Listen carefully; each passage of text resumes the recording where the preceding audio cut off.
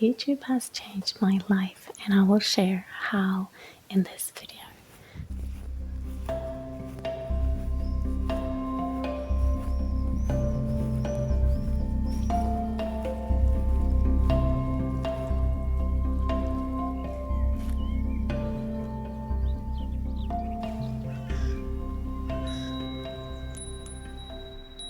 If you would like to start a YouTube channel but you're thinking that no, I could not do that, it's too technical. You know, I look horrible, this is terrible, I will never ever show my face on YouTube. Well, I'm just going to tell you, if I can do this, I can assure you that you can. Just wait until you hear my story. I should not be able to do this. This is a type of video that is a little bit different than the other ones in my channel. Usually I have ASMR and it's relaxing, it's nature, homestead, that kind of thing. But in this video I'm going to go through my YouTube journey and tell you a little bit about the experiences I've had, the positive surprises that I've seen, and how it is actually changing my life. Also, if you're a new creator or you would like to start your own YouTube channel, I will give some advice and give you, some of the insights on my journey so that it will be easier for you, or you will get more confident. So I started out with a YouTube channel in February this year, and I started out with like 5 subscribers, and that's all it was for quite a while. It was ASMR, as I said, and I was quite new to me. I had so much to learn, and I felt so small and so vulnerable with just, tiny little channel. And I thought maybe nobody will ever comment on a video that I have, and maybe, this is simply not for me, etc. But then bit by bit it was growing, and then I had a few videos that people really liked, and so at the moment when I'm filming this I have 230 something subscribers, so it's still a small channel, but even though in that process it has made remarkable changes in my life. You may be thinking that, yeah, but I'd like to start a YouTube channel, but I'm not able to handle all those technical issues, the filming, the cables, the software and everything. And to you, I'm just gonna tell you that if I can do this, I can assure you that you can do this also. It takes work, it takes practice, it takes time and patience and persistence, etc. Yes, but let me share a little bit about my story. About 14 years ago, I lost most of my vision. At the moment, I am kind of blind on this eye. I can see shapes and colors, but basically I am not able to count my fingers on this one. The other one, I have I still see, but I don't see the details. I cannot read a book, I cannot fill out a form, I cannot drive a car, and whenever it gets dark, I cannot see anything. So I'm like a kid, I can't go outside on my own after it's dark. So I do have some challenges, and for several years I was not able to be on the internet at all.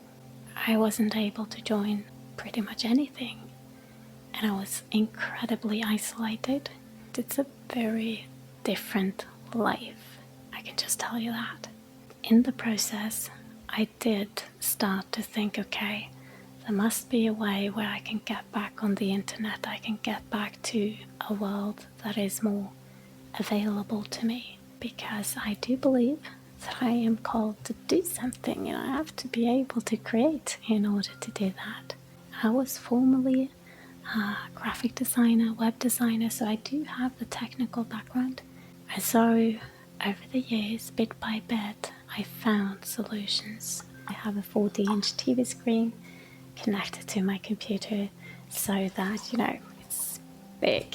And when it's big like that, I get to see a lot more. And I can actually be more active and functional in the digital world than I am in the physical world, because in the digital world you can zoom in, you have good contrast, you can control things in a different way. You cannot do that in your house. You cannot delete things, you cannot regret things, you cannot zoom in. I don't necessarily always manage to read what it says, but because I have a background, I recognize, if you've seen it once, kind of like what it is, and you can recognize that that word looks like save, and it's not, a long word, but it's like that, and you know that it's up there somewhere. But I can't do as much as other people. I do things a little bit slower, but I am persistent, and I continue one step at a time. And the whole point of telling you this is that, like just a year ago, I did not think that I would be able to film anything that would be worthy of creating a video from. I've come back to the creativity and the creative process that I loved so much. I live on a beautiful homestead, and behind me here you can see this is 129 years old, gigantic wood burner. It's a beautiful piece. So I live in a vintage home, a farmhouse with wonderful setting, and I was thinking it would be so wonderful to create like a homestead channel or something like that, but I thought I'm not going to be able to film any of that. When I take my camera outside, I can't see a thing on the screen. Most of this, almost all of this, I filmed without even seeing what's on the screen. Most of the time I'm just pointing, and I come back in again, and it's like Christmas Eve because I get to see what I actually filmed. So one time I filmed a flower and I was able to capture it, but when I come inside I get to see it on the screen, and I see all the beautiful details. And on top of that flower was actually a tiny little ant that was crawling around. And these are the magical moments that I did not expect. But it's actually helping me to experience my surroundings and enjoy them even more. Technology has come so far. The camera does its thing. If I can do this, think of what you can do. YouTube has caused me to start filming, and in the process I've got to see and understand that that is actually a great way for me to explore my surroundings and enjoy the beauty of nature, etc., in a whole new way. I forgot what I'm gonna say. I did not like to be on video. I did not like photographs, etc. People in my family, they were like, oh, what's going on here, when I said that I've started a YouTube channel, because they knew how much I hated that. I'm gonna share with you later on what steps I made so that I am now actually comfortable on camera.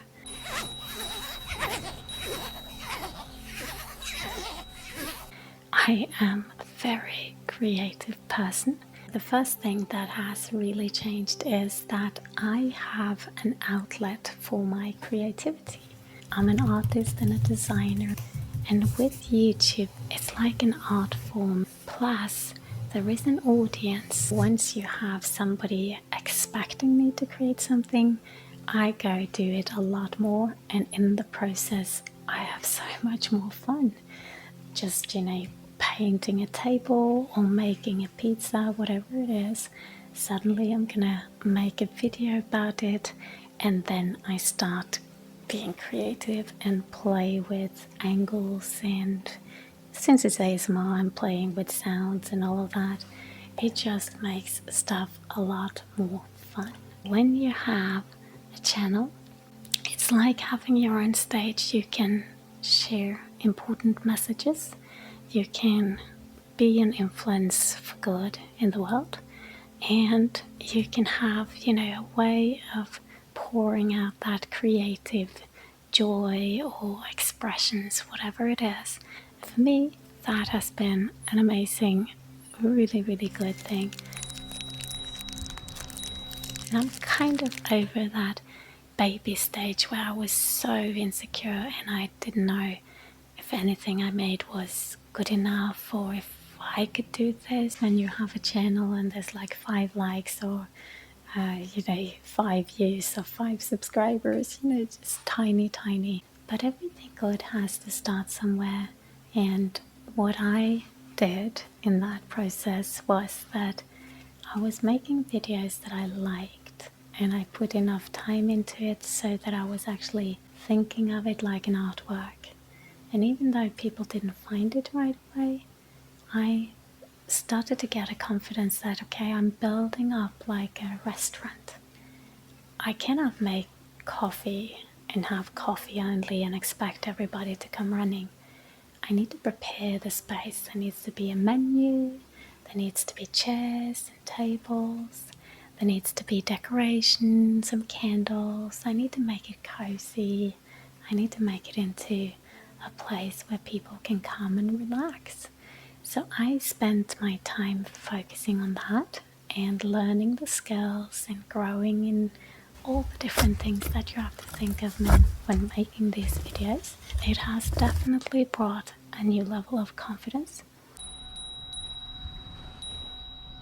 Because of my site, I have been living a very isolated life. It's been very hard for me to get new friends and get into new settings because, transportation is obviously an obstacle. But in addition to that, I do not recognize faces. So if I'm out walking, if I'm in the store, etc., I don't recognize if it's my neighbor, if it's somebody I know that is walking right next to me. And so quite often, people, when they got to know me, next time they meet me, they think that I don't want to talk to them, but it's simply that I don't see them.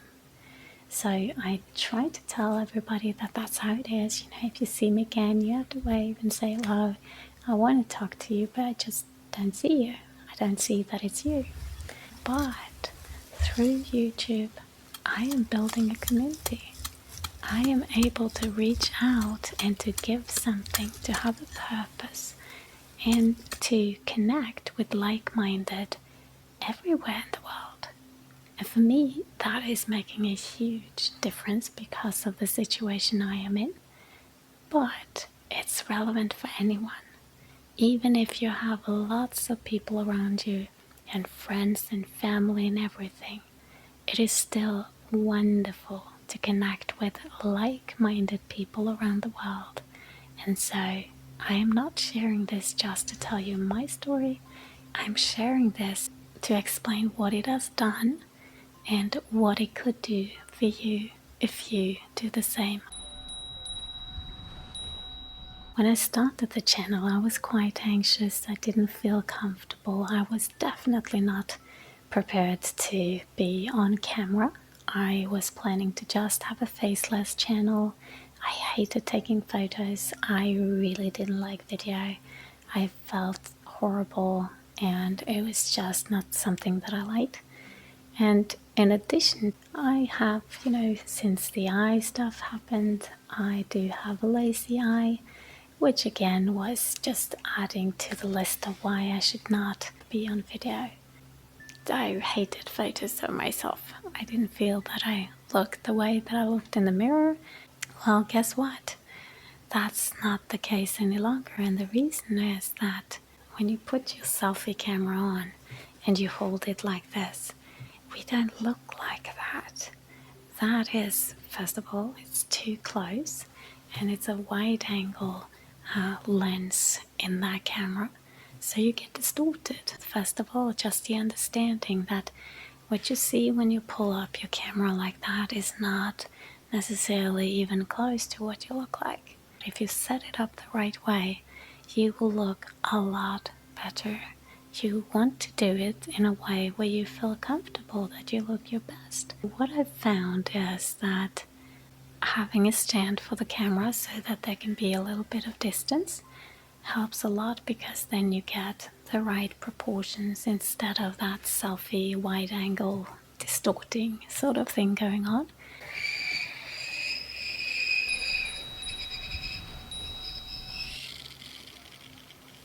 When it comes to camera, I was thinking that I had to purchase an expensive camera and that was what was going to make me look good on camera and make the nature good and all of that.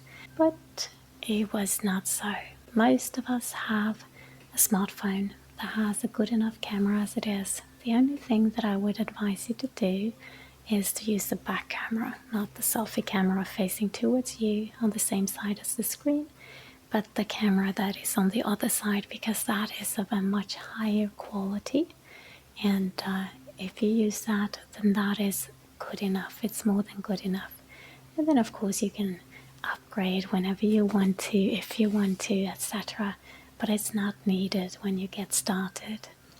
And then you may say, well, but I've been filming myself and I look horrible, and I tried this and I took a photo and a selfie, and nose gets big and I'm not suited for this.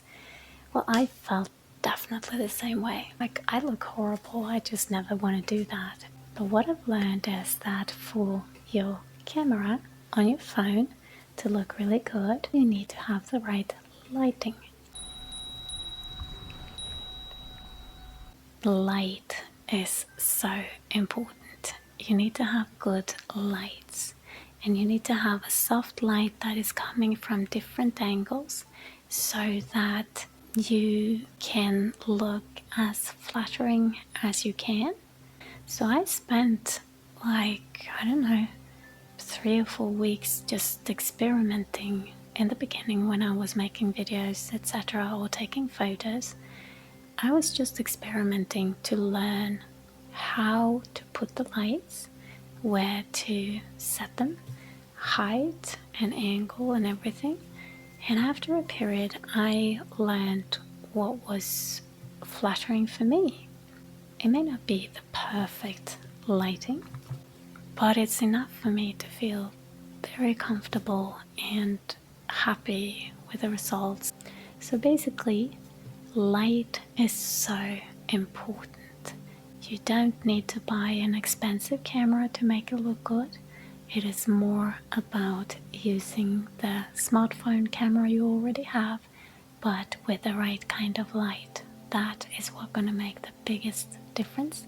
And it's not, a big investment. It's not expensive. I've decorated it with some flowers.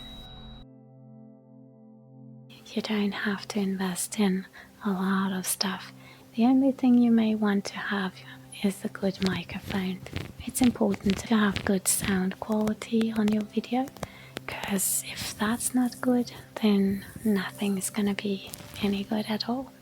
If you're going to put money into something, put it into a microphone. But then if you want to look good on camera, then you invest in some lights and you spend some time to experiment with them so that you know where to put it. I am actually considering making a video where I actually go through the different lights, the microphone and the equipment and everything that I have, so that you can copy it if you like, because it's not expensive and it's very practical.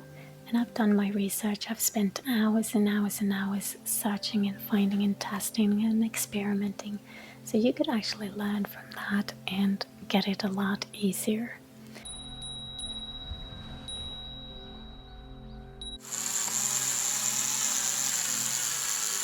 Now the last thing that I want to bring forth is a tool that I would not be without. That is simply a software called vidIQ. Perhaps you've heard of it, perhaps you already have it, but it's such a fantastic tool. They're not sponsoring the video, I just love the tool, but I will put a link in the comments, and I would like to be an affiliate for them because I simply love the product. But this is not just a software. There's like a mentor in there that's guiding you and helping you to find out what to do and how to do it, and triggering you by questions and lessons, etc. And in addition to that, of course, there's AI, which of course in these days are very popular. In addition to being able to search the keywords and measure things and learn and grow, etc., etc., it will help you to find out what niche is important or right for you to go into. If you don't know much about niches, etc., well, there's tons of videos on that on YouTube, so I'm not going to spend time on that. With vidIQ and tools like that, you can research the keywords and find out what there's a demand for, what is a lot of people searching for, and where is it high competition compared to relatively low competition. There's so many things to say, but it's just, check it out. It's an amazing tool. I was really blown away by it when I got it, and I'm creating AI pictures in there. I am having so much fun in there. I'm probably going to be a subscriber for a very, very long time, even though I know the keywords, etc. I really enjoy the tool. There's tools out there, and vidIQ is one of those that I love. But there's tools out there that will help you so that the journey will not be as overwhelming as it may seem. And there's going to be surprises, there's going to be breakthrough. This revelation in vidIQ led to a big jump in my view counts, and shortly after I had a video that had 2,400 views, which is, the highest that I have.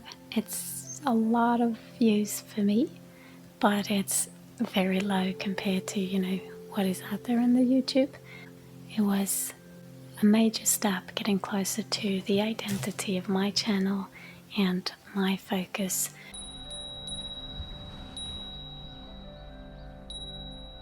I would love to hear in the comments what kind of channel you are thinking of creating, if that's you, or even perhaps you already have a channel. Then please leave me a comment and let me know what kind of channel you are working on. And then also, since I've been talking about my site and my filming and filming with your phone, etc., and my technical disability, like I'm not able to see properly, I'm barely able to know if I've clicked the record button, and for that reason I'm going to put up one of my favorite videos up here so that you can take a look and let me know if this is something that you think is, worth it, and if I can do it, well then certainly you can as well.